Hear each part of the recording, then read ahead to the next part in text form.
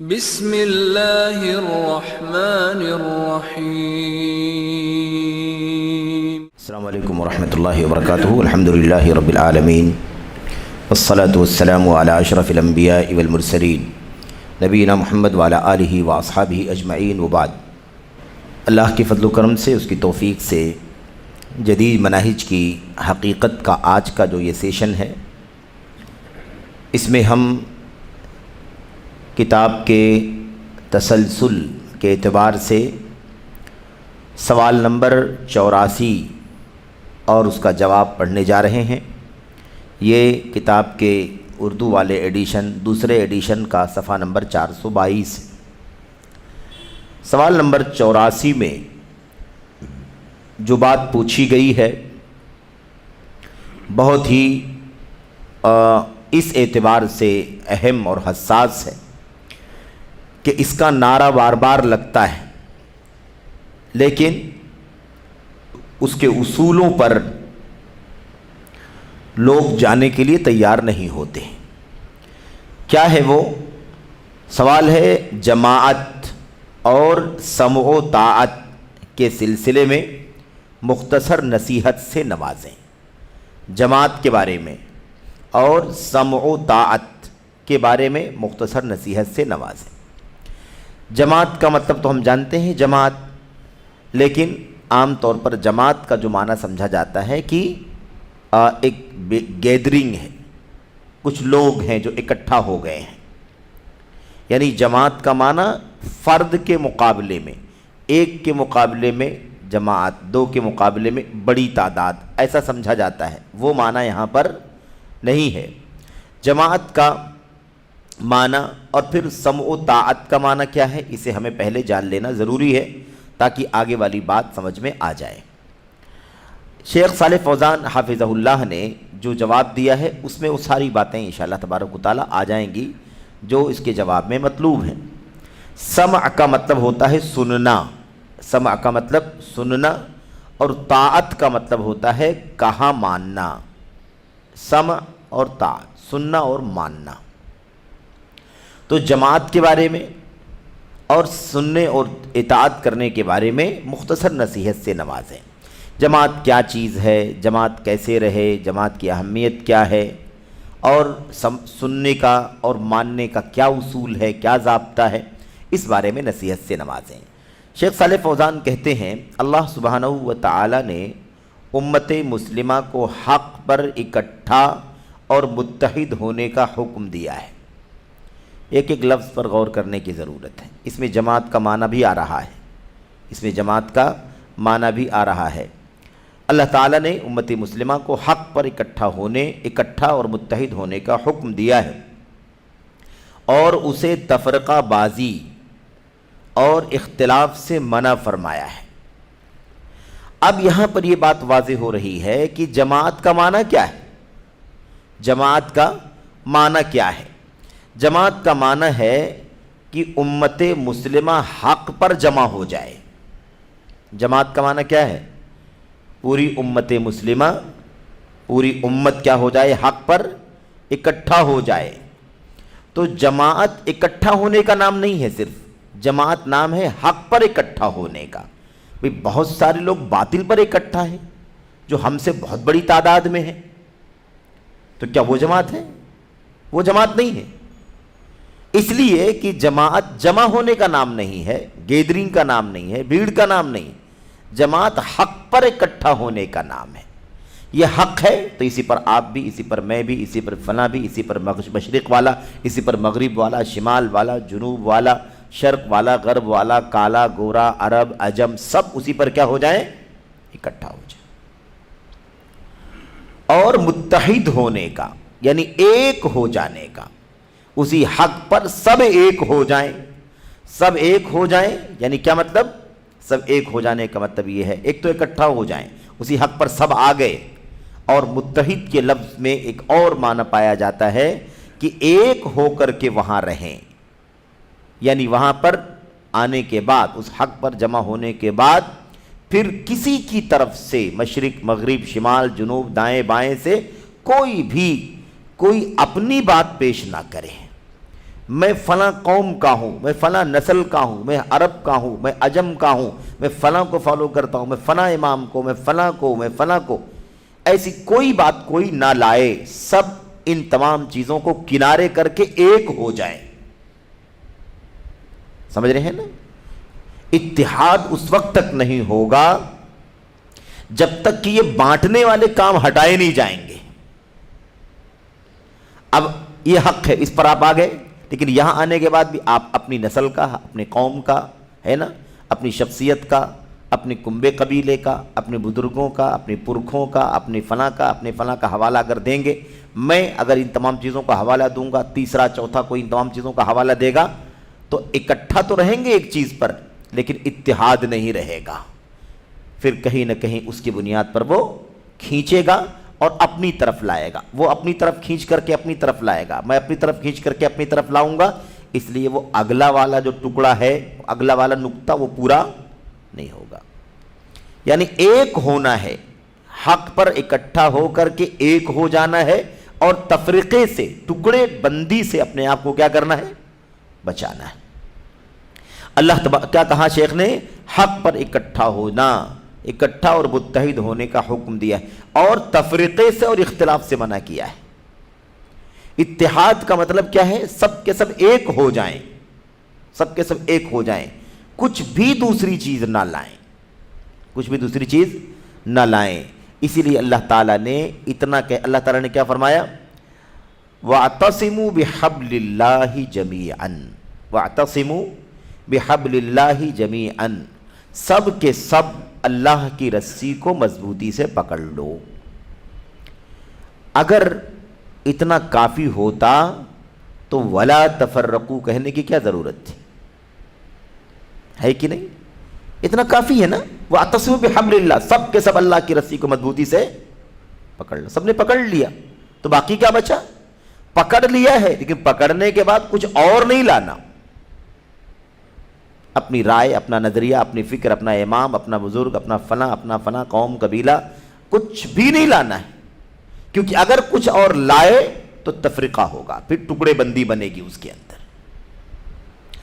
تو یہ آیت کریمہ اس سے استدلال کرتے ہوئے کیا کہا ہے؟ وَلَا تَفَرَّقُوا، اور پھوٹ نہ ڈالو، یعنی تفرقہ، فرقہ فرقہ، ٹکڑا ٹکڑا، دھڑا دھڑا، گروہ گروہ نہ بنو۔ تو یہ بہت بنیادی چیز ہے، بہت بنیادی چیز ہے۔ اسی لیے اتحاد، اجتماعیت جس کو جماعت کہا ہے، یاد رکھیں کہ یہ بہت بنیادی حکم ہے اللہ تبارک و تعالیٰ کا، اور آسان نہیں ہے، آسان نہیں ہے یہ۔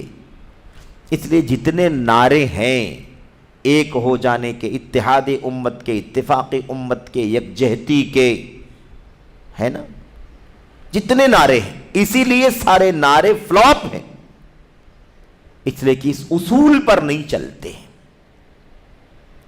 اچھا، پہلا والا جو ٹکڑا ہے، اللہ کی رسی کو مضبوطی سے پکڑ لو، حق کو کیا کرو؟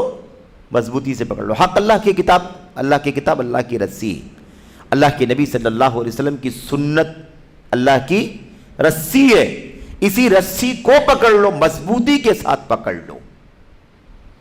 اب بہت سارے لوگ تو ایسے ہیں کہ نعرہ اتحاد کا لگاتے ہیں، ایک ہو جائیں تو بن سکتے ہیں خورشید مبین، ورنہ ان بکھرے ہوئے تاروں سے کیا بات بنے۔ مسئلہ یہ ہے کہ ایک ہو جائیں تو کہاں آ کر کے ایک ہو جائیں؟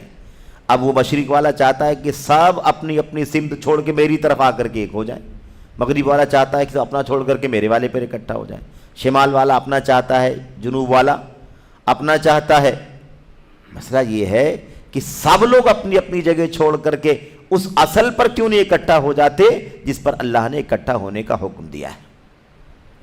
کوئی اپنے مسلک پر، کوئی اپنی فکر پر، کوئی اپنی پارٹی پر، کوئی اپنی جماعت پر، کوئی اپنے دھڑے پر، کوئی اپنی شخصیت پر، کوئی اپنے امام پر اکٹھا ہونے کی بات کر، کوئی اپنے نظریے پر، کوئی اپنی فکر پر، کوئی اپنی بینر پر، اسٹیج پر سب کو اکٹھا ہونے کی دعوت دیتا ہے۔ میرے بھائیوں، سوال یہ پیدا ہوتا ہے کہ پھر تو اختلاف کبھی ختم نہیں ہوگا۔ اگر آپ جو کہہ رہے ہیں اس پر آ کر کے اکٹھا ہونا ہے تو آپ ہی کی بات کیوں مان لی جائے؟ سب لوگ اپنا چھوڑ کر کے میرے والے پر اکٹھا ہو جاؤ۔ ہے کہ نہیں؟ جھگڑا ختم ہوگا؟ نہیں ختم ہوگا. سب اپنی اپنی بات پر سب کو اتحاد اکٹھا ہونے کی بات کریں گے. اس لیے ہمیں کیا کرنا ہے؟ سب لوگ اپنے اپنے فکر، اپنے اپنے نظریے کو چھوڑ دو، اس اللہ کی رسی پر اکٹھا ہو جاؤ، مضبوطی سے پکڑ لو کہ وہی اتحاد ہو سکتا ہے، وہی اتحاد ہو سکتا ہے، اس کے علاوہ اتحاد نہیں ہو سکتا ہے. تو جماعت کا معنی یہ ہے کہ حق پر اکٹھا ہوا جائے، حق پر اکٹھا ہوا جائے اور ایک ہو جایا جائے. پھر اس کے بعد اس کے اندر تفرقہ نہ کیا جائے. کوئی کسی بھی طرح کا کوئی فکر، کوئی کسی بھی طرح کا نظریہ، شخصیت، رائے، کیا کہتے ہیں اس کو، ہے نا، آئیڈیولوجی نہ لائے. صرف اور صرف اللہ تبارک و تعالیٰ کی کلام کا جو پیغام ہے اسے سب اپنے گلے لگا لے. انشاءاللہ تبارک و تعالیٰ اختلاف ختم ہو جائے. اچھا، یہ ہو گئی بات. اس کے بعد یہ تو ہو گئی بات کس کی؟ یعنی جماعت کا معنی، جماعت کا معنی. دوسری چیز، دوسری آیت کریمہ اللہ تبارک و تعالیٰ فرماتا ہے وَلَا تَكُونُوا كَالَّذِينَ تَفَرَّقُوا وَاخْتَلَفُوا مِن بَعْدِ مَا جَاءَهُمُ الْبَيِّنَاتُ وَأُولَٰئِكَ لَهُمْ عَذَابٌ عَظِيمٌ. سورہ آل عمران کی آیت کریمہ، اس میں اللہ تبارک و تعالیٰ فرماتا ہے ان لوگوں کی طرح مت ہو جاؤ، اے امت کے لوگوں، اے میرے بندو، ان لوگوں کی طرح نہ ہو جاؤ تفرقوا، جو لوگ ٹکڑوں میں بٹ گئے، واختلفوا، اور اختلاف کر بیٹھے. تم لوگ ان کی طرح سے نہیں ہونا، تم لوگ ان کی طرح نہیں ہونا جن لوگوں نے آپس میں ٹکڑے ٹکڑے پیدا کر لیا، فرقہ فرقہ بن گئے، دھڑے دھڑے میں بٹ گئے، واختلفوا، اور اختلاف کر لیا. من بعد ما جاءہم البینات، اور یہ سب کب کیا؟ ان کے پاس کھلی کھلی دلیلیں، روشن دلیلیں آ گئی تھی، اس کے بعد ان لوگوں نے یہ کام کیا. کتنا خطرناک مسئلہ ہے. اللہ تبارک و تعالیٰ کی طرف سے روشن دلیلیں آ گئی، اللہ کے کلام کی آیات ہیں، نبی کریم صلی اللہ علیہ وسلم کی حدیثیں ہیں، یہ بینات ہیں، آیات بینات، واضح دلیلیں، روشن دلیلیں، کھلی کھلی. اس کے آ جانے کے بعد جو لوگ فرقوں میں بٹ گئے، اختلاف کر بیٹھے، تم لوگ ان کی طرح سے نہیں ہونا. وَأُولَئِكَ لَهُمْ عَذَابٌ عَظِيمٌ، ایسے ہی لوگوں کے لیے بہت بڑا عذاب ہے، ایسے لوگوں کے لیے بہت بڑا عذاب ہے. تو یہ بھی جاننے کی ضرورت ہے کہ فرقہ بندی کا نقصان صرف دنیا میں نہیں ہے کہ مارے جائیں، کاٹے جائیں، ہے نا. گاجر مولی کی بات کرتے ہیں لوگ کہ جیسے گاجر مولی کو کاٹا جاتا ہے، ایسے مسلمانوں کو آج دنیا، ہے نا، ان کے ساتھ سلوک کر رہی ہے. سوال یہ پیدا ہوتا ہے کہ یہی صرف مسئلہ بھی نہیں ہے نا، آخرت میں اللہ نے کیا فرمایا؟ بہت بڑا عذاب ہے ان کے لیے. یہ قرآن کس لیے اترا ہے؟ یہ اللہ کے نبی علیہ السلام کی سنتیں کس لیے اتری ہیں؟ ان روشن دلیلوں کے بعد بھی ہم بٹے ہوئے ہیں، الگ الگ فرقہ، الگ الگ نظریہ، الگ الگ رائے لے کر کے گھوم رہے، الگ الگ عقیدہ، الگ الگ. میرے بھائیوں، آدمی کی سوچ بنی ہوئی ہے، اپنے اپنے جھنڈے پر، اپنے اپنے بینر پر، اپنی اپنی، میرے بھائیوں، دیوار سے لوگ اپنے لوگوں کو جوڑنے کی کوشش کرتے ہیں. کتنا خطرناک مسئلہ ہے میرے بھائیوں. تو سب سے بڑا اختلاف تو یہ کہ آدمی توحید سے الگ ہو جائے، توحید میں اختلاف ہو جائے. اللہ تبارک و تعالیٰ کی، ایک اللہ تعالیٰ کی، اللہ واحد کی عبادت، اس کے سامنے سجدہ رکوع، اصل جو عبادت کا معنی ہے، اصل جو توحید کا حصہ ہے وہ الوہیت کا ہے، اسی کے اندر الگ الگ ہیں. کوئی فلاں کی عبادت، کوئی فلاں کی عبادت، کوئی فلاں کی عبادت، کوئی فلاں کو اللہ کا شریک، کوئی فلاں کو اللہ کا شریک، کوئی کھلے لفظوں میں، کوئی دبے لفظوں میں، کوئی تصوف کے نام پر، کوئی بڑے کے نام پر، کوئی اللہ کے ولی کے نام پر، کوئی اللہ کے نبی کے نام پر. اللہ تبارک و تعالیٰ کے حق توحید کو لوگوں نے تسلیم نہیں کیا. اور ہم بات کریں کہ ہم متحد ہیں، کیسا اتحاد؟ اللہ تبارک و تعالیٰ کی توحید پر بھی ہم ایک نہیں ہیں، لوگ الگ الگ انداز کے، میرے بھائیوں، عبادات کے رسوم اور عبادات کے مظاہر بنا رکھے ہیں اپنے پاس. تو بھلا وہ کیسے اللہ تبارک و تعالیٰ کی رحمت کے مستحق ہو سکتے ہیں؟ ایسی صورت میں تو آدمی عذاب ہی کا مستحق ہو سکتا ہے.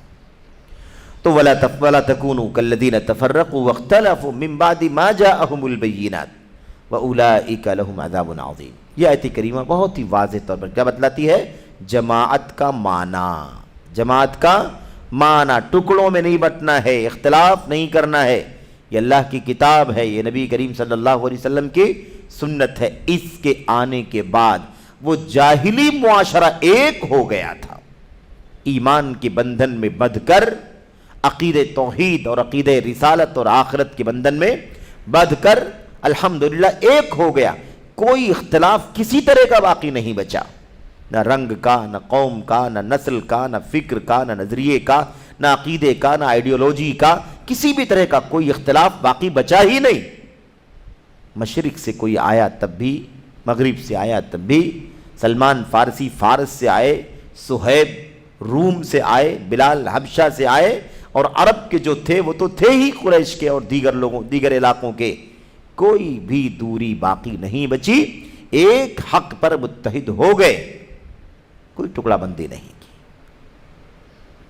میرے بھائیوں، تو یہ بہت بنیادی مسئلہ ہے، ایسے لوگوں کے لیے بہت ہی بڑا عذاب ہے۔ تو یہ اس سے معنی کیا سمجھ میں آیا؟ جماعت کسے کہتے ہیں؟ جماعت کہتے ہیں کہ آدمی تفرقہ نہ ڈالے، آدمی اختلاف نہ کرے، کسی بھی طرح کا تفرقہ، کسی بھی طرح کا اختلاف، کوئی فرقہ بندی، کوئی دھڑ بندی نہیں ہونی چاہیے۔ تیسری جگہ اللہ تبارک و تعالیٰ فرماتا ہے، اللہ تبارک و تعالیٰ نے اختلاف کرنے والوں کے بارے میں کیا فرمایا؟ اللہ تبارک و تعالیٰ نے اختلاف رونما ہونے پر، اختلاف ہو جائے تو کیا کرنا چاہیے اس کی تعلیم دی، اس بارے میں رہنمائی فرمائی، نصیحت کی۔ اللہ تبارک و تعالیٰ نے کیا فرمایا؟ جب اختلاف رونما ہو جائے تو امت کو آپس میں اصلاح کرنے کا حکم دیا ہے۔ اختلاف ہو جائے تو آپس میں اصلاح کرا دو، اس کا حکم دیا اللہ تبارک و تعالیٰ نے۔ یہ اس بات کی دلیل ہے کہ کہیں اختلاف ہو سکتا ہے، لیکن اختلاف کو دور کرنے کی ذمہ داری بھی امت کی ہے، اصلاح کرا دو۔ اللہ تبارک و تعالیٰ فرماتا ہے وَإِن طَائِفَتَانِ مِنَ الْمُؤْمِنِينَ اقْتَتَلُوا فَأَصْلِحُوا بَيْنَهُمَا، اگر مومنوں کے دو گروہوں میں لڑائی ہو جائے، جھگڑا ہو جائے، مومنوں کے دو گروہوں میں لڑائی ہو جائے، اقتتال، لڑ پڑیں، مسلمانوں کے، مومنوں کے دو گروہ آپس میں کیا کریں؟ لڑ پڑیں، کسی مسئلے میں اختلاف ہو جائے، فَأَصْلِحُوا بَيْنَهُمَا، تو ان دونوں گروہوں کے درمیان صلح کرا دو۔ وہ جو جھگڑا اور لڑنے بھڑنے کی نوبت آ گئی ہے اس کو کیا کرو؟ ختم کرا دو۔ فَإِن بَغَتْ إِحْدَاهُمَا عَلَى الْأُخْرَى، اگر ان دونوں دھڑوں میں سے ایک دوسرے پر ظلم کرے، اقتتال جب ہو رہا ہے، لڑائی جھگڑا کی نوبت آ گئی ہے تو بہت ممکن ہے کہ ایک دوسرے پر زیادتی کرے، تو اگر ان دونوں میں سے ایک دوسرے پر زیادتی کرے فَقَاتِلُوا الَّتِي تَبْغِي حَتَّى تَفِيءَ إِلَىٰ أَمْرِ اللَّهِ، تو اس سے لڑو جو ظلم کر رہی ہے یہاں تک کہ وہ لوٹ آئے اللہ تبارک و تعالیٰ کے حکم کی طرف، ٹھیک ہے؟ فَإِن فَاءَتْ، اگر وہ لوٹ آئے، فَأَصْلِحُوا بَيْنَهُمَا بِالْعَدْلِ، تو ان دونوں کے درمیان عدل کے ساتھ، انصاف کے ساتھ اصلاح کرا دو، صلح کرا دو۔ وَأَقْسِطُوا، اور انصاف سے کام لو، انصاف سے ہی کام لو۔ ان اللہ یحب المقسطین، اللہ تبارک و تعالیٰ انصاف کرنے والوں سے محبت کرتا ہے، پسند کرتا ہے۔ اب یہاں پر دیکھیے کیا کہا، اچھا آیت کریمہ مکمل ہو جائے، دو آیت ہے۔ انما المؤمنون اخوہ، انما المؤمنون اخوہ، یقیناً ایمان والے بھائی بھائی ہیں، یقیناً ایمان والے بھائی بھائی ہیں۔ فَأَصْلِحُوا بَيْنَ أَخَوَيْكُمْ، اس لیے اگر تمہارے دو بھائیوں میں اختلاف ہو جائے تو دونوں بھائیوں کے درمیان صلح کرا دو۔ بھائی وہ بھائی ہیں ایمان کی بنیاد پر، اس لیے اگر اختلاف ہو تو صلح کرا کر کے اختلاف کو ختم کر دو۔ وَاتَّقُوا اللَّهَ لَعَلَّكُمْ تُرْحَمُونَ، اور اللہ تبارک و تعالیٰ کا تقوی اختیار کرو تاکہ تم پر رحم کیا جائے، تاکہ تم پر رحم کیا جائے، اللہ تبارک و تعالیٰ تم پر رحم فرمائے۔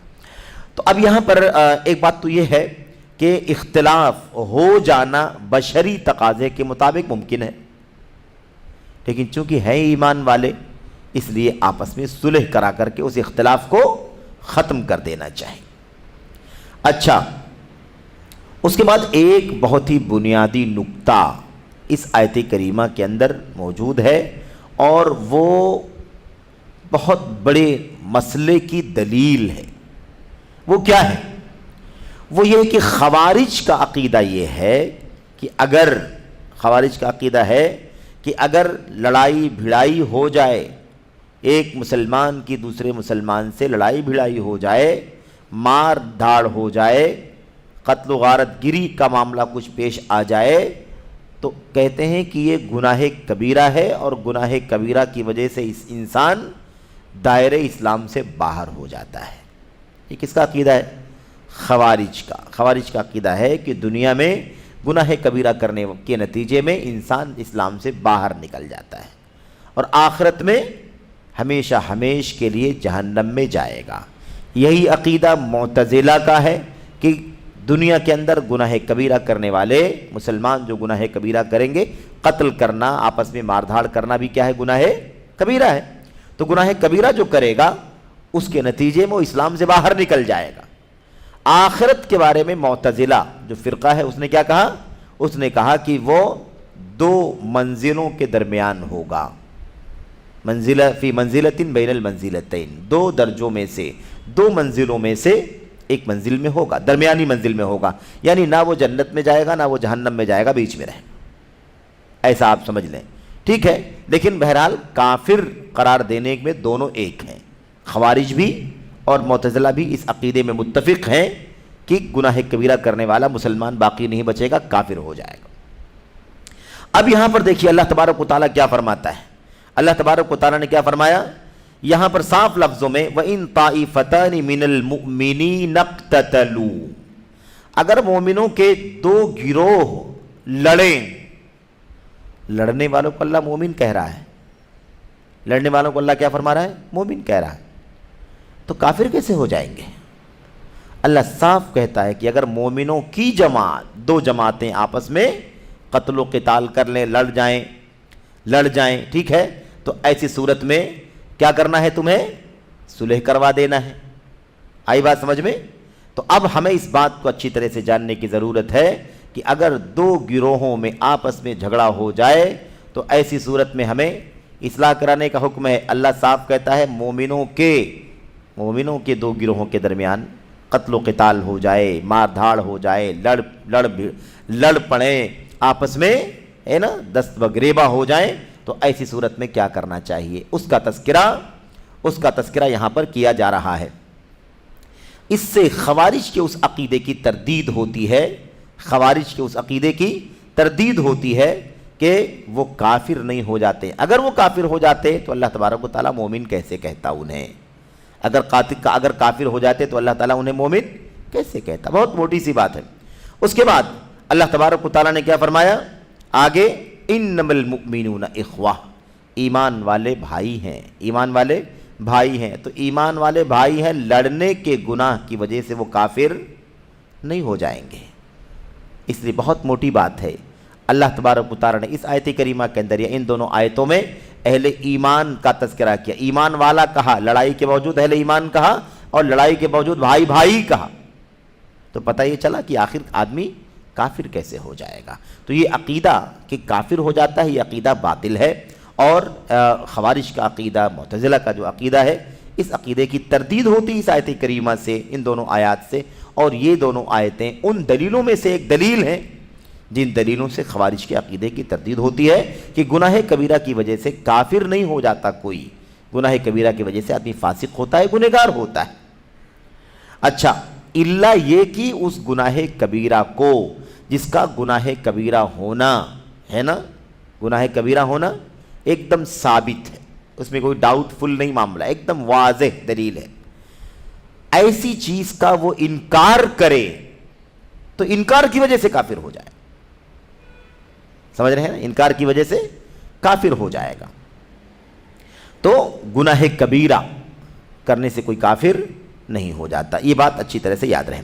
اچھا، اب اس کے بعد دیکھیے آخر میں کیا کہتے ہیں، اور یہ بات بخوبی معلوم ہے نیچے کہتے ہیں صفحہ نمبر 423 میں، اور یہ بات بخوبی معلوم ہے کہ مومنوں کے درمیان نہ وحدت و اجتماعیت ممکن ہے، نہ وحدت مطلب اتحاد، اجتماعیت یعنی سب کا حق پر اکٹھا ہونا یہ ممکن نہیں ہے، نہ ان کی کسی جماعت کا تصور، یعنی مسلمانوں کی کوئی جماعت بھی نہیں بن سکتی، مسلمانوں کی کوئی جماعت بھی نہیں بن سکتی ہے، اس کا تصور نہیں ہو سکتا ہے تاآں کی ایک صالح قیادت موجود ہو، جب تک کہ ایک نیک قیادت موجود ہو۔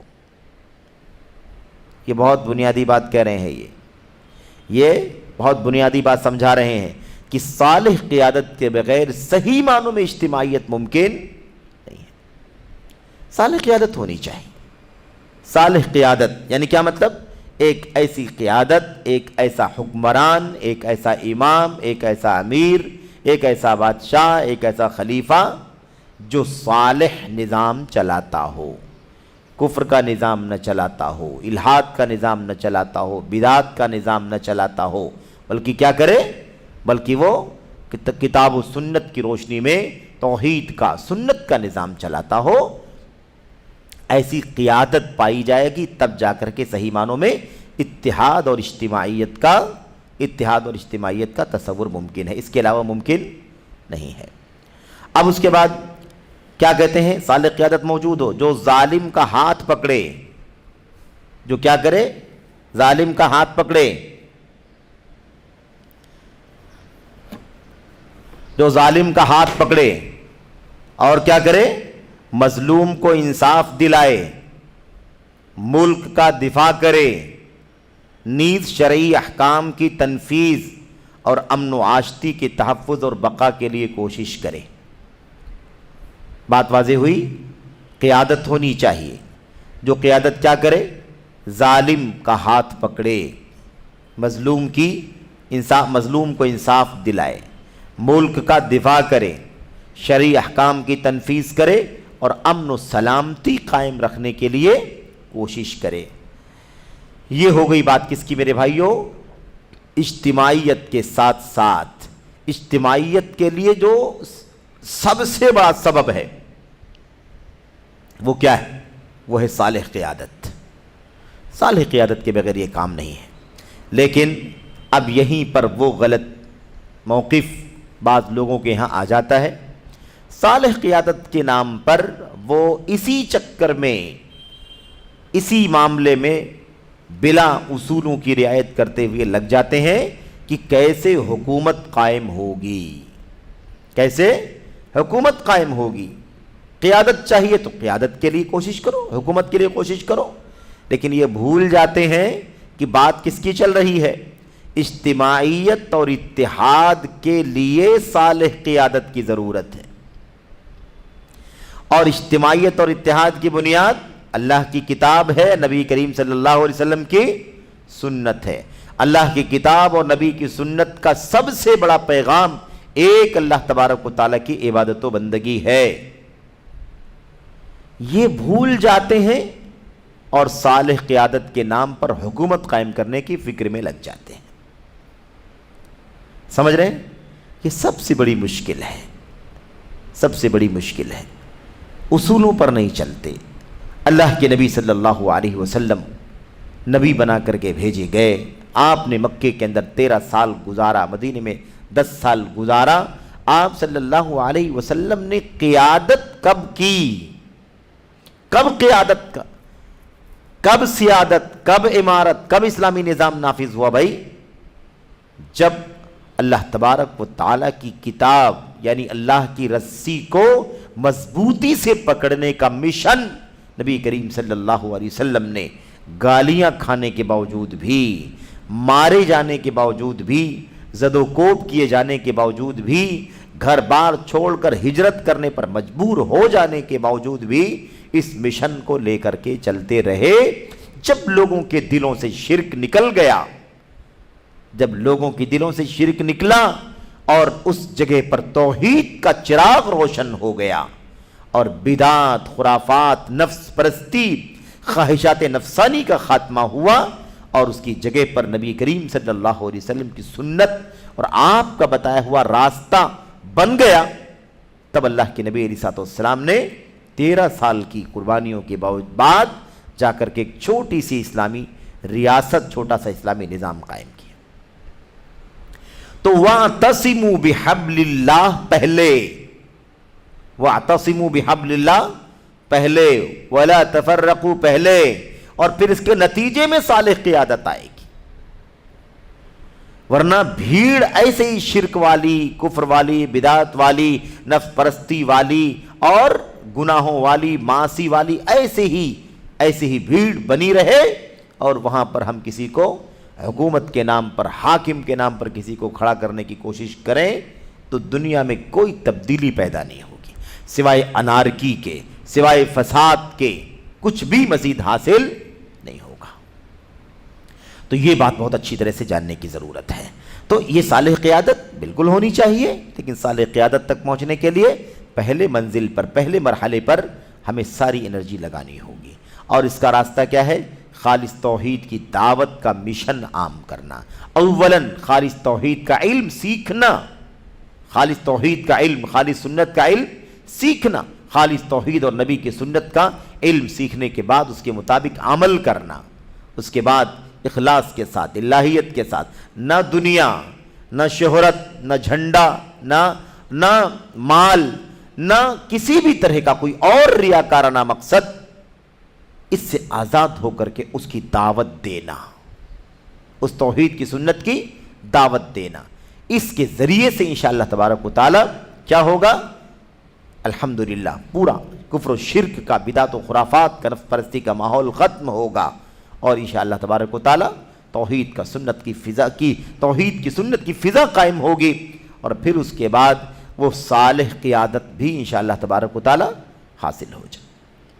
یہ ہے بنیادی مسئلہ۔ اس لیے صرف اور صرف ہے نا جذباتی باتیں کر کے، شور شرابہ کر کے، حکومت کے نام پر یہ باتیں کرنا کہ ہم کو حاکم کی ضرورت ہے، بغیر حکومت کے کیا ہوگا، بغیر سلطنت کے کیا ہوگا، بغیر قیادت کے کیا ہوگا۔ قیادت ایسے نہیں آئے گی۔ قیادت کے لیے اللہ تبارک و تعالیٰ کی توحید اور نبی کی سنت کو سیکھ کر کے، عمل کر کے، برت کر کے، اس کی دعوت دیتے دیتے پھر وہ قیادت اور سیادت کا مرحلہ آئے گا۔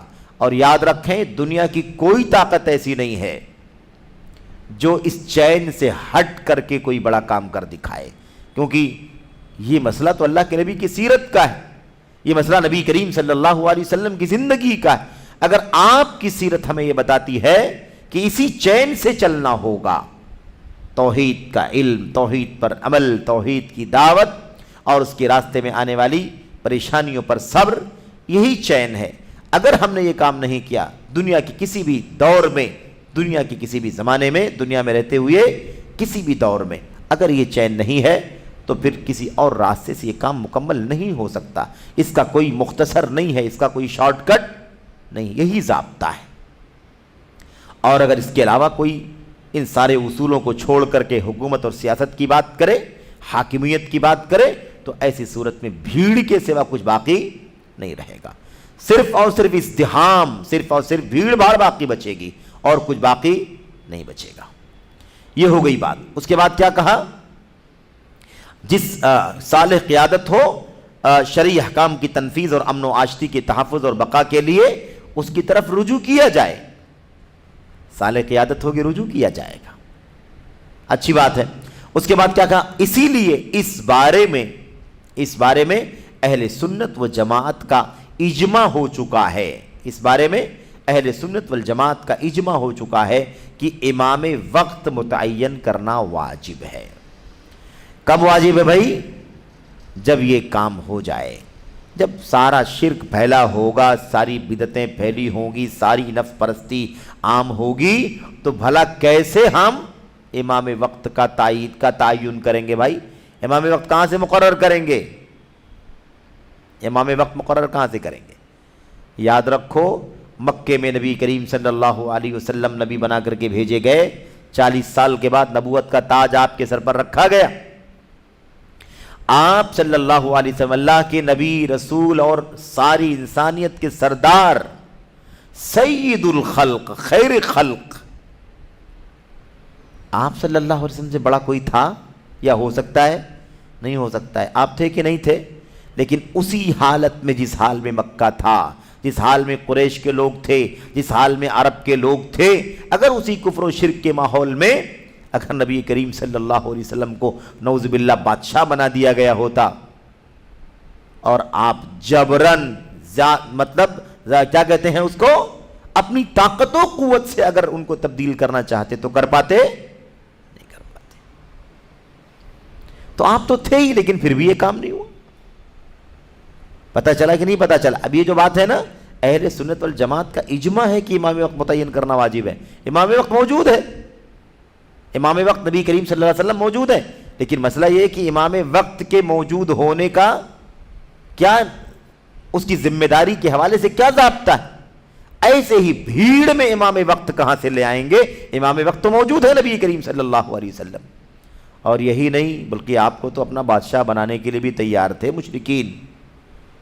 آپ کا بادشاہ بنانے کے لیے تیار، آپ کو مال چاہیے مال دینے کی تیار، حکومت چاہیے حکومت دینے کو تیار، آپ کو سرداری چاہیے سرداری دینے کے لیے تیار، آپ کو شادی کرنی ہے کسی خاتون سے خوبصورت عرب کی، آپ کی شادی کروا دیں گے. کوئی تکلیف بیماری ہے تو علاج کر، سب کچھ کرنے کو تیار. پھر بھی اللہ کے نبی علیہ الصلوۃ والسلام نے بادشاہت نہیں لے لی، مل رہی تھی لے لیتے. لیکن مسئلہ یہ ہے کہ وہ بھیڑ تو شرک والی تھی. بھیڑ کیسی تھی؟ وہ شرک والی تھی. سب تو لات منات عزا کے پجاری تھے.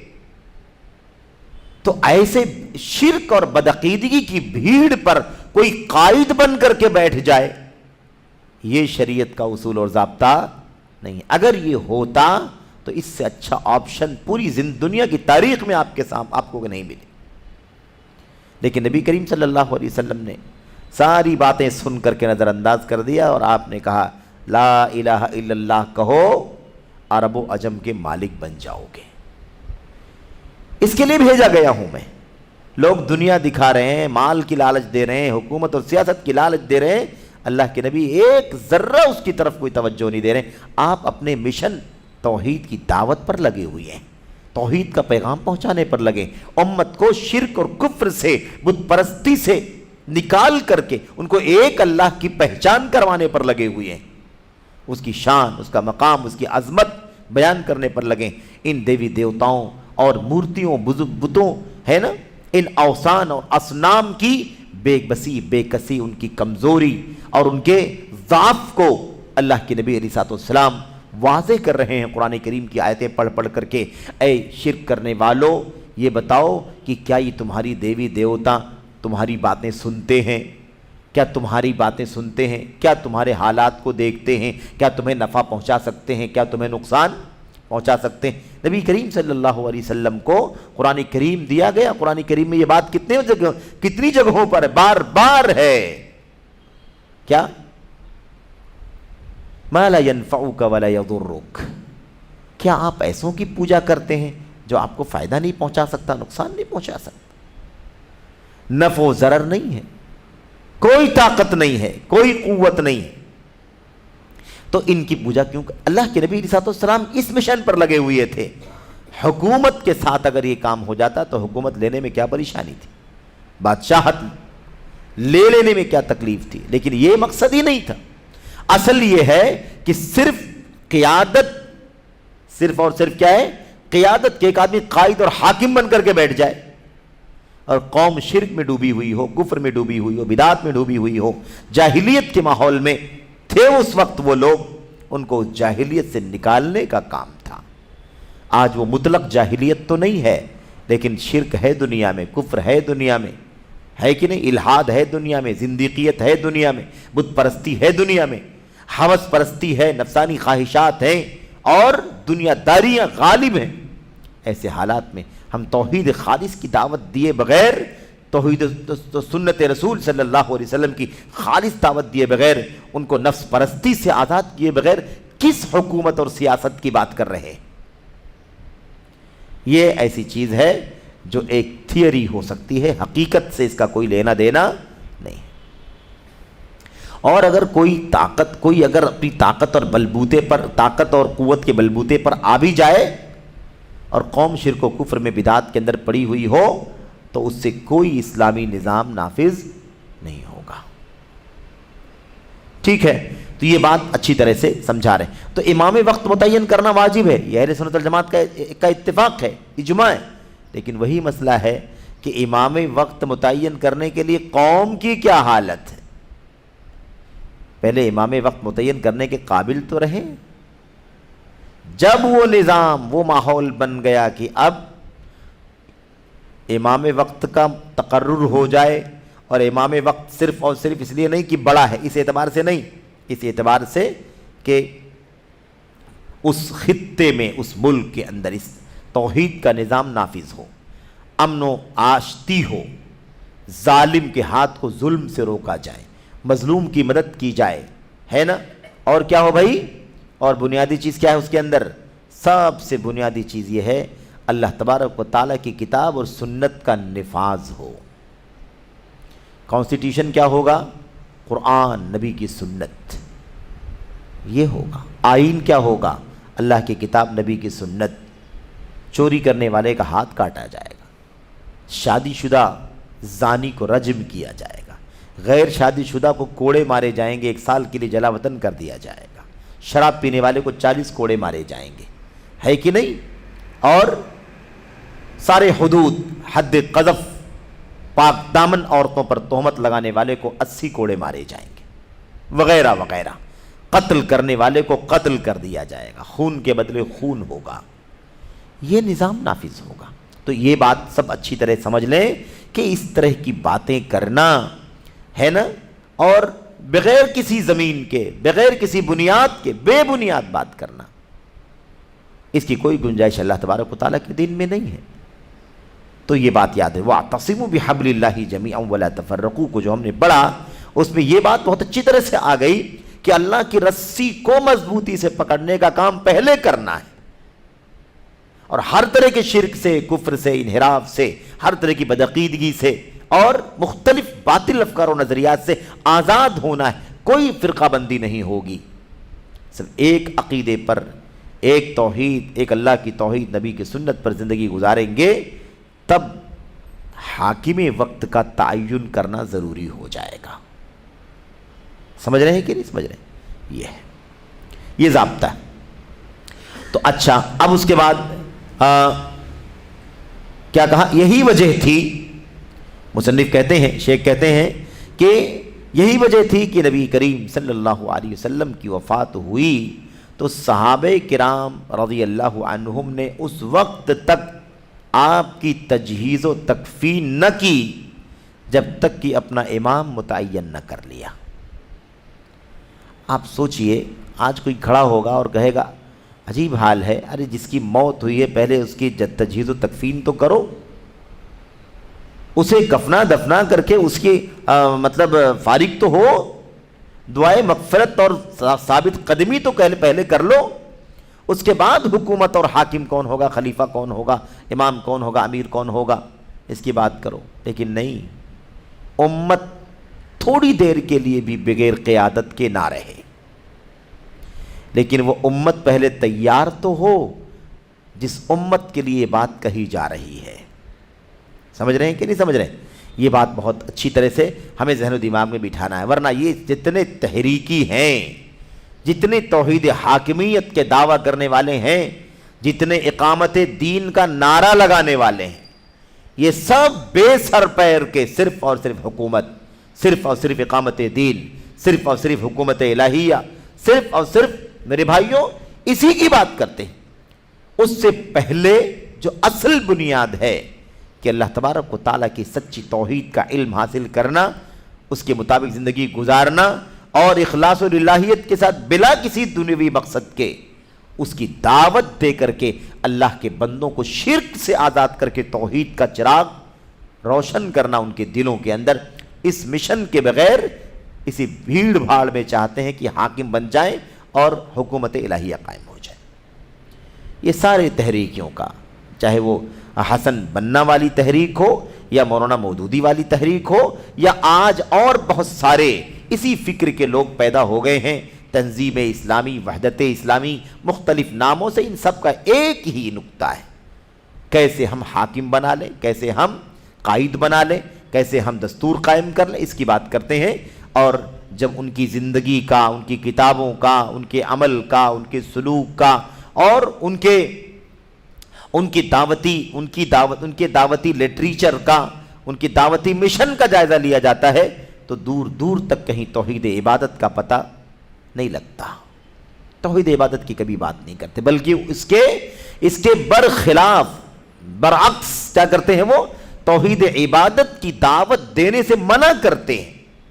کہتے ہیں توحید کی دعوت دینے سے اور توحید کی بات کرنے سے اختلاف اور انتشار پیدا ہوتا ہے، اور اپنی سرگرمیوں میں اس چیز کو ریز بھی کرتے ہیں کہ عقیدے اور ایمان کے اختلاف کے بعد کے بغیر، یعنی اس کو چھوڑ کر کے سب کیا ہو جائیں، سب کے سب اکٹھا ہو جائیں۔ اس طرح کی باتیں کرنے والے آپ بتائیے کہ جو توحید سے نفرت پیدا ہوتی ہے، توحید سے اختلاف پیدا ہوتا ہے، ایسی بات کرنے والا ہو، بھلا اس نعرے میں کتنا دم ہوگا جو وہ حکومت کا نعرہ لگاتا ہے، جو اقامت دین کا نعرہ لگاتا ہے اور حکومت الہیہ قائم کرنے کی بات کرتا ہے، اس کے اس نعرے میں کتنی طاقت ہوگی اور اس کی کیا حقیقت ہوگی، کیا سچائی ہوگی۔ تو یہ بات آپ ذہن میں رکھیں۔ کیا کہا؟ اس وقت تک آپ کی تجہیز و تکفین نہ کی جب تک کہ اپنا امام متعین نہ کر لیا جو آپ صلی اللہ علیہ وسلم کا جانشین ہو۔ چنانچہ ابو بکر صدیق رضی اللہ تعالیٰ عنہ کی ہاتھ پر بیعت لی، ابو بکر صدیق رضی اللہ تعالیٰ عنہ کے ہاتھ پر بیعت کر لی۔ اس سے معلوم ہوتا ہے کہ یہ نہایت ضروری کام ہے، اس میں تساہل نہیں ہونا چاہیے، اس میں تساہل نہیں ہونا چاہیے۔ اب نیچے حاشیہ ہے ایک چھوٹا سا اور بہت اہم اور قیمتی حاشیہ ہے، اسے بھی پڑھ لیں گے۔ یہاں پر یہ جو مسئلہ ہے حکومت الہیہ، اقامت دین قائم کرنے کی جو بات چل رہی ہے، دین قائم کرنے کی بات، اس حوالے سے جو یہ یعنی بے اصولی جس کو آپ جانتے ہیں کہ بغیر توحید کے کوئی بھی حکومت کبھی قائم نہیں ہوتی، اور جو حکومت قائم ہوتی ہے اس کو دین کا قیام نہیں کہا جا سکتا۔ توحید کے بغیر کوئی نظام، کوئی سسٹم اگر بن بھی جائے کسی ملک میں تو اس کو دین کا قیام نہیں کہا جا سکتا۔ دین توحید کا نام ہے۔ دین کس کا نام ہے؟ دین توحید کا نام ہے، جس میں صرف ایک اللہ تبارک و تعالیٰ کے، اللہ واحد کی عبادت ہوگی۔ وَمَا أُمِرُوا إِلَّا لِيَعْبُدُوا اللَّهَ مُخْلِصِينَ لَهُ الدِّينَ۔ انہیں اسی بات کا حکم دیا گیا ہے، اللہ کے بندوں کو کس کا حکم دیا گیا ہے؟ اسی بات کا حکم دیا گیا ہے، کیا؟ لِيَعْبُدُوا اللَّهَ مُخْلِصِينَ لَهُ الدِّينَ، کہ اللہ تبارک و تعالیٰ کی وہ عبادت کریں، اس کے لیے عبادت کو خالص کر کے، بغیر اس کے کچھ نہیں ہو سکتا۔ مخلصا لہ دینی، مخلصا لہ دینی، میرے دین کو، دین اللہ تبارک و تعالیٰ کا ہے۔ کیا دین اللہ تبارک و تعالیٰ کا؟ وما خلقت الجن والانس الا لیعبدون۔ میرے بھائیوں یاد رکھیں، یہی جو دین ہے جس کو توحید کا دین کہا جاتا ہے، اللہ واحد کی عبادت دین ہے۔ دین کے اندر کوئی اور فلسفہ داخل نہیں کیا جا سکتا جو توحید سے پہلے ہو۔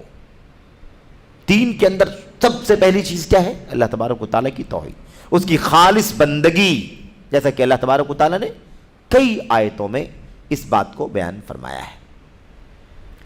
اچھا، اب یہاں پر ہمیں ایک بات یہ سمجھنی ہے کہ دین قائم کرنے کا نعرہ لگانے والے فرقے، دین قائم کرنے یا حکومت الہیہ قائم کرنے کا نعرہ لگانے والے، کیا ان کو دنیا میں ابھی ماضی قریب میں کسی ملک میں حکمرانی ملی ہے کہ نہیں ملی؟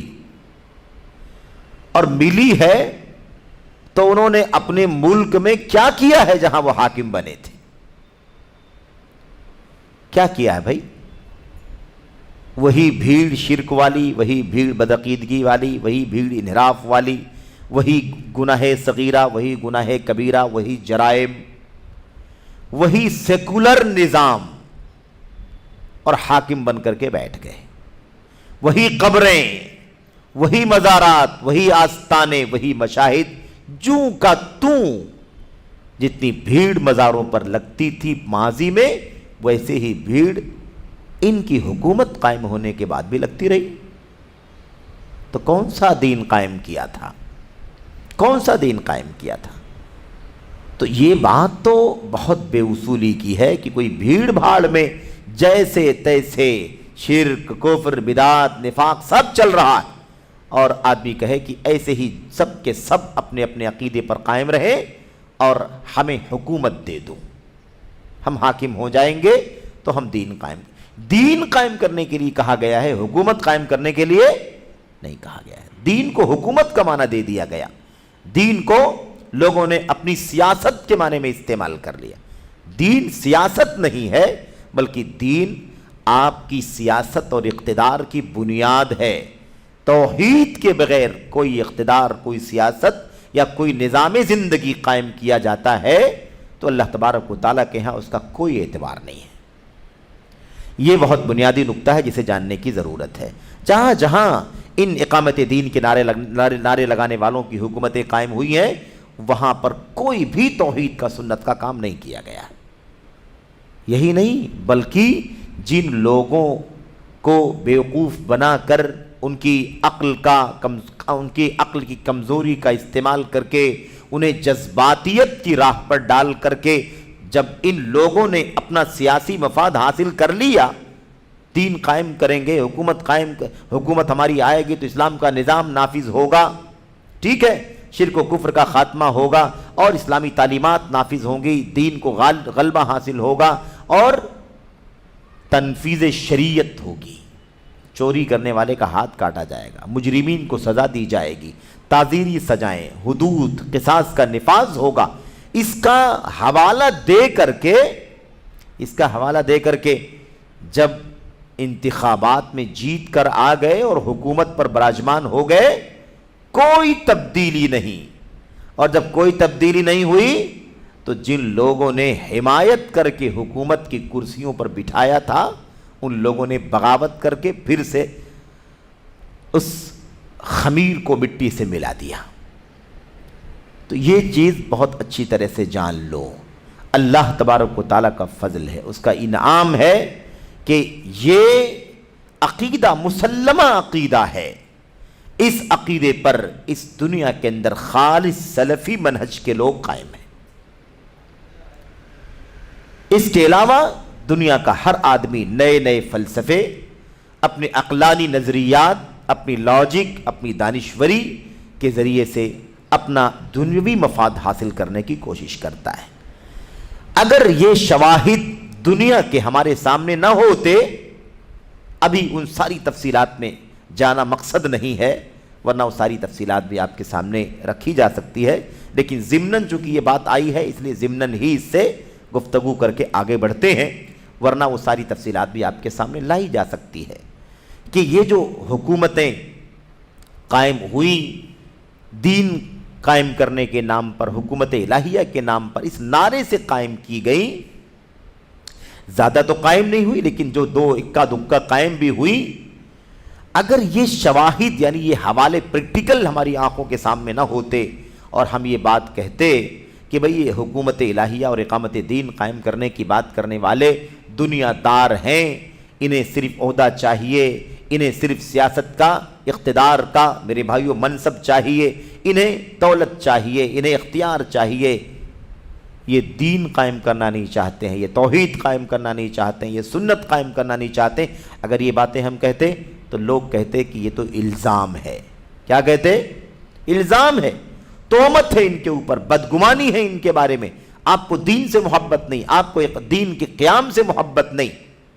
اس طرح کے تانے دیے جاتے، بہتان لگایا جاتا، تہمتیں باندھی جاتی، لیکن یہ شواہد آنکھوں کے سامنے ہے کہ آپ کی اکا دکا حکومتیں جو قائم ہوئی ہیں وہ ہمارے سامنے روشن شواہد کی شکل میں موجود ہیں کہ آپ نے حکومت قائم بھی کی اس نام سے، لیکن آپ نے اللہ تبارک و تعالیٰ کی دین توحید کو کبھی بھی نافذ نہیں کیا۔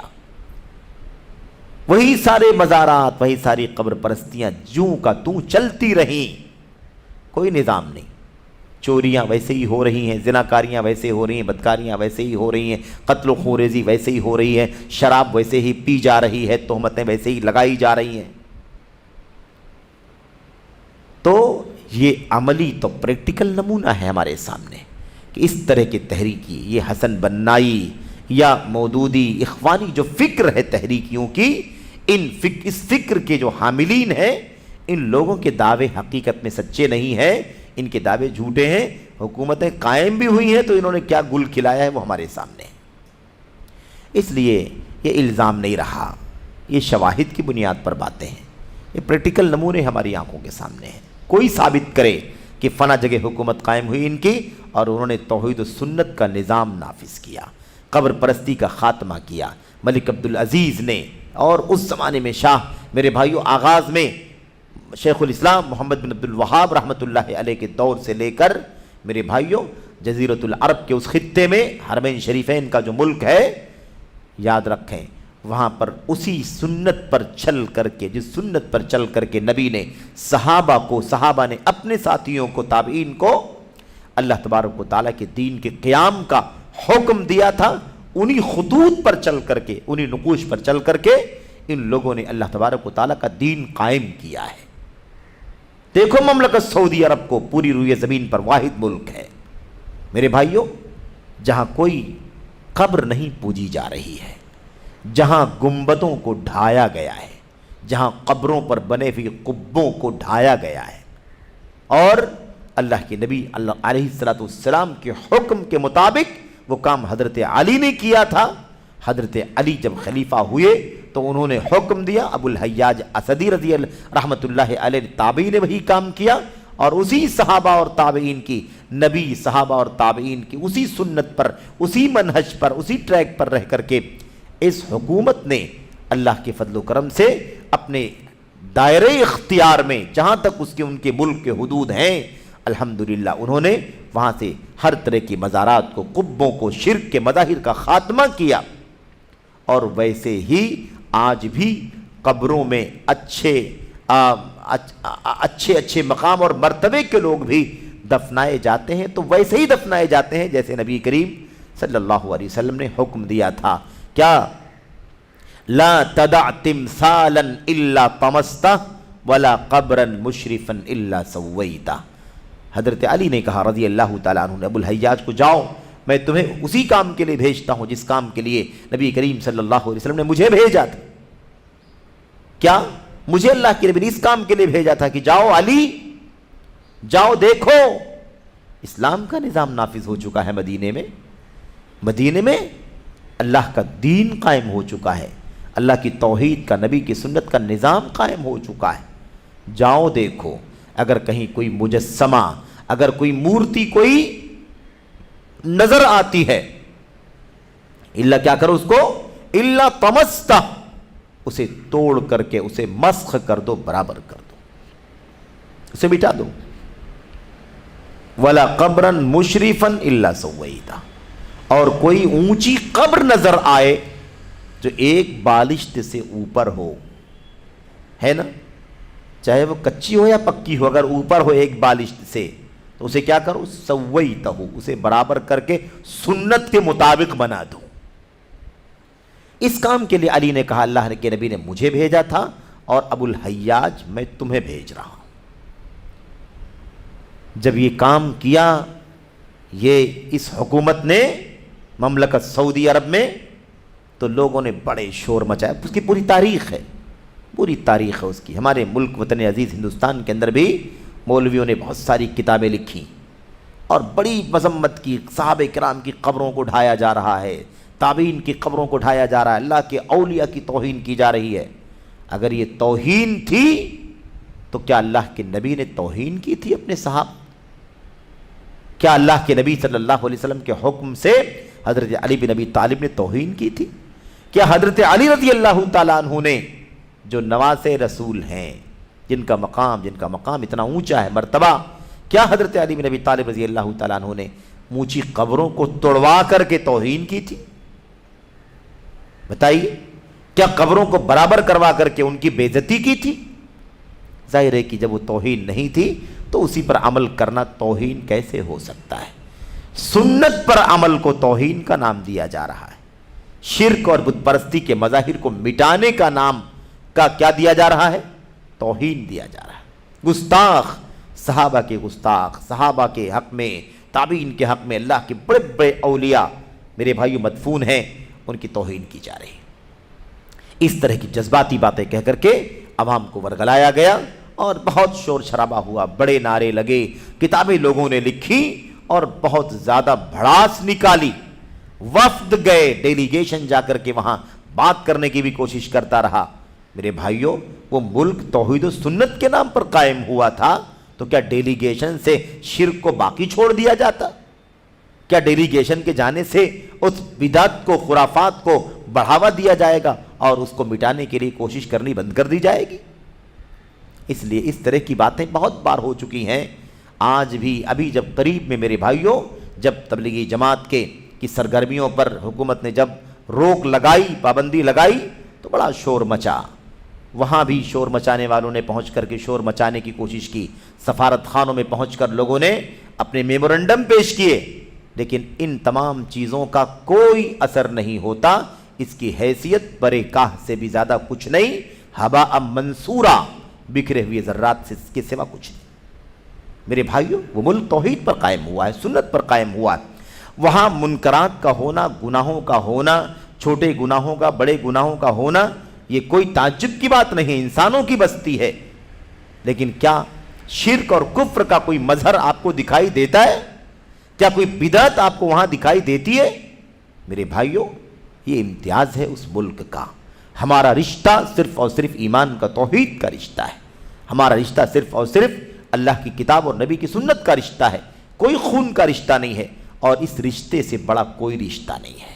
قرآن سے بڑھ کر کے، سنت سے بڑھ کر کے ہمارا کوئی رشتہ نہیں میرے بھائیوں۔ اس بنیاد پر اس کا دفاع ہے کیونکہ وہ توحید کا ملک ہے، اس بنیاد پر اس کا دفاع ہے کیونکہ سنت کا ملک ہے۔ سارے گناہوں کے باوجود بھی آج روئے زمین پر اس سے زیادہ توحید و سنت کا علم لے کر کے چلنے والا دنیا کے سارے دنیا والوں کی طرف سے ہے نا، سارے ہتھ کنڈے، سیاسی، سماجی، مالی اور میڈیائی، ہر طرح کا پروپیگنڈا استعمال کرنے کے باوجود بھی اور ہر طرح کے نرغے میں رہنے کے باوجود بھی اس اصل اللہ کی توحید اور نبی کی سنت سے اس ملک کے وزراء نے، وہاں کے حکمرانوں نے، وزراء نے اور وہاں کے علماء نے کبھی کوئی سمجھوتا نہیں کیا ہے۔ اور جو گناہ اور جرائم کی چیزیں دیکھنے میں آ رہی ہیں، سننے میں آ رہی ہیں، ایسا بھی نہیں ہے کہ اس سے کوئی عالم راضی ہے، کوئی امام راضی ہے، کوئی دائی اس سے راضی نہیں۔ جو چیزیں بری ہیں وہ بری ہیں، ان کی مذمت کی جاتی ہے۔ لوگ سمجھتے ہیں کہ جیسے ہم اپنے ملک میں جھنڈے اٹھا کر کے، آندولن کر کے، بغاوت کا جھنڈا اٹھا، کیا کہتے ہیں اس کو، ریلیاں نکال کر کے، مظاہرے کر کے، جس طرح سے ہم اپنے ملکوں کے اندر اپنی باتیں منوانے کی کوشش کرتے ہیں، ایسے ہی وہاں کی عوام اور وہاں کے علماء بھی برسر پیغار ہو جائے۔ میرے بھائیوں، ذرا سمجھو ہمارا ملک اور اس ملک میں کتنا فرق ہے۔ وہ ملک ایک اسلامی نظام پر قائم ہوا ہے، وہاں پر بغاوت کرنا، جھنڈے اٹھانا، آندولن کرنا حرام ہے۔ اور ہمارا ملک ایک سیکولر ملک ہے، یہاں کی جو اپنے قوانین ہیں ان قوانین کے مطابق ہم کو کام کرنا چاہیے۔ یہاں بھی اپنے مطالبے منوانے کی اجازت ہے کہ ہم اس کے لیے درخواست لے جائیں، میمورنڈم پیش کریں، قانونی چارہ جوئی کریں وغیرہ، ہم یہ کریں۔ مظاہرات کا، احتسامات کا، آندولنوں کا، ریلیوں کا فائدہ نہ کے برابر کبھی ہوا بھی تو، ورنہ نقصان ہی نقصان ہوتا ہے۔ میرے بھائیو، یہ عام بات کہی جا رہی ہے۔ اسلام کے ماننے والے مسلمانوں کو جو تعلیم ہے وہ یہی ہے میرے بھائیو، کہ ہم اپنے آپ کو ہر طرح کے مظاہروں سے، ہر طرح کے نعروں سے، ہر طرح کے آندولنوں سے اپنے آپ کو بچائے رکھیں۔ اس سے جان کے خطرے ہیں، جان کے نقصان ہیں، مال کے نقصانات ہیں، اور اس کی وجہ سے بہت سارے پہلوؤں پر انسان کو نقصانات کا سامنا کرنا پڑتا ہے۔ اس لیے اصل یہی ہے کہ اس سے کچھ حاصل نہیں ہوتا، اور ہمیں چاہیے کہ ہم اپنے ملک و وطن کے اندر، گرچہ یہاں اسلامی نظام نہیں ہے لیکن چونکہ سیکولر نظام ہے، ایک جمہوری نظام ہے، اس جمہوری نظام کے مطابق میرے بھائیو ہمیں اپنے دین پر عمل کرنے کی، اپنے دین پر چلنے کی آزادی ہے۔ اپنے دین پر ہم چلیں اور ہم اس طرح کے نازک حالات بھی کبھی پیش آئیں، کوئی نازک صورتحال پیش بھی آ جائے تو ہم آزاد ہو کر کے منمانی کوئی قدم نہ اٹھائیں، اپنے علماء اپنے بڑوں کی سرپرستی میں رہ کر کے ہی میرے بھائیوں زندگی گزاریں کہ اس کے اندر امن ہے، اس کے اندر عافیت ہے، اس کے اندر ہمیں اللہ تبارک و تعالیٰ کے دین پر جو بھی ممکن ہے اس کے چلنے کے لیے آزادیہ اور آسانی موجود ہے۔ اس نعمت کو ضائع کرنے کے قدم نہ اٹھائیں، اس نعمت کو ضائع کرنے کے لیے کسی کے جھانسے میں نہ آئیں، جذباتیت سے، عاطفے سے، ایموشن سے اپنے آپ کو بچائیں، کتاب و سنت کے اصولوں کو امت کے علماء کی سرپرستی میں رہ کر کے برتیں، اس کے ذریعے سے فائدہ ہی فائدہ ہوگا، نقصان انشاءاللہ تبارک و تعالیٰ نہیں ہوگا۔ اللہ تبارک و تعالیٰ ہر طرح کی شر سے، نقصان سے امت کو بچائے گا۔ حاشیے میں جو بات کہی گئی تھی اسے آپ پڑھ لیں، حاشیہ جہاں شیخ نے یہ لکھا ہے، کیا کہا ہے آخر میں، ابو بکر صدیق رضی اللہ تعالیٰ عنہ کے ہاتھ پر بیعت کر لی، اس سے معلوم ہوتا ہے کہ نہایت ضروری ہے، اس میں تساہل نہیں ہونا چاہیے، یعنی اس کے اندر تساہل یعنی ڈھیل نہیں ہونا چاہیے، جہاں ایسا ہو کہ بھئی الحمدللہ ساری امت کو توحید کا، سنت کا سبق پڑھا دیا گیا اور الحمدللہ اسلام کی تعلیمات عوام کے اندر عام ہو گئی، شرک اور بت پرستی کے مذاہب تقریباً ختم ہو گئے، اب چاہیے کہ مسلمانوں کا ایک امام، ایک امیر، ایک قائد بن جائے، یہ نظام ہے اسلام کا، ٹھیک ہے۔ اچھا، اس کے بعد شیخ نے جو بات کہی تھی کہ اہل سنت والجماعت کا عقیدہ ہے کہ امام وقت متعین کرنا واجب ہے، امام وقت متعین کرنا واجب ہے۔ اس حوالے سے حاشیے میں کہتے ہیں اگرچہ حاکم فاسق ہی کیوں نہ ہو، جس کو حاکم بنایا جائے گا وہ معصوم نہیں ہوگا، وہ جبریل امین کی طرح سے، فرشتوں کی طرح سے نہیں ہوگا، بلکہ وہ انسانوں میں سے ہی ہوگا۔ ہو سکتا ہے کہ اس سے کوئی گناہ کے کام بھی ہو رہے ہیں، ہو سکتا ہے کوئی چھوٹا گناہ اس سے ہو رہا ہو سکتا ہے کوئی بڑا گناہ اس سے ہو رہا ہو، ایسا ممکن ہے، ایسا نہیں ہے کہ ایک دم معصوم رہے گا تو ہی اس کو مسلمانوں کا امام اور امیر بنایا جائے گا، ایسا نہیں ہے، کیونکہ روئے زمین پر یہ دیکھیے نکتہ کیا ہے، اصل باریکی کیا ہے، اصول کیا ہے، اصول یہ ہے کیونکہ روئے زمین پر اللہ کا حکم قائم کرنا اور احکام شریعت کا نفاذ کرنا اللہ کو اس سے کہیں زیادہ پسند ہے کہ اس سے نظر انداز کیا جائے۔ دیکھا آپ نے، اللہ کی روئے زمین پر اگر نظام قائم ہو جاتا ہے اسلام کا تو یہ زیادہ پسند ہے اللہ تبارک و تعالیٰ کو، سمجھ رہے ہیں، اس کو نظر انداز کرنا اچھا نہیں ہے، پسند کیا ہے، نظر انداز نہ کیا جائے بلکہ ایک نظام نافذ کر لیا جائے، گرچہ حاکم گنہگار ہی ہو کچھ، لیکن توحید پرست ہو، سنت پرست ہو، بحیثیت بشر اور انسان اس سے غلطیاں بھی ہو رہی ہیں، چھوٹی غلطیاں، بڑی غلطیاں جس کو فسق کہتے ہیں، دائرہ فسق تک بھی اگر ہے وہ تب بھی اس کو حاکم بنانے میں کوئی حرج نہیں۔